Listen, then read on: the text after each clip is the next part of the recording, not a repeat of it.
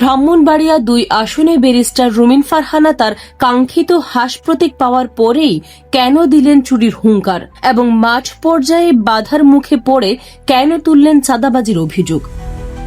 ২০২৬ নির্বাচনের আগে ব্রাহ্মণবাড়িয়া ২ আসন এখন উত্তপ্ত। ২১ জানুয়ারি অন্য কোনো দাবিদার না থাকায় রিটার্নিং কর্মকর্তা রুমিন ফারহানাকে তার সমর্থকদের পছন্দের হাস প্রতীক বরাদ্দ দেন। প্রতীক পেয়েই তিনি আবেগাপ্লুত হয়ে একে প্রতিবাদী মানুষের মার্কা বলে আখ্যা দেন এবং হুঁশিয়ারি দেন, চোরের মতো কেউ যেন এই প্রতীক হাইজ্যাক বা চুরি করার সাহস না দেখায়। তিনি স্পষ্ট বলেন, এই প্রতীক তিনি প্রাণের চেয়েও বেশি ভালোবাসেন। তবে শুধু প্রতীক পাওয়ার আনন্দই নয়, নির্বাচনী মাঠে নামতেই বাধার মুখে পড়েছেন এই স্বতন্ত্র প্রার্থী।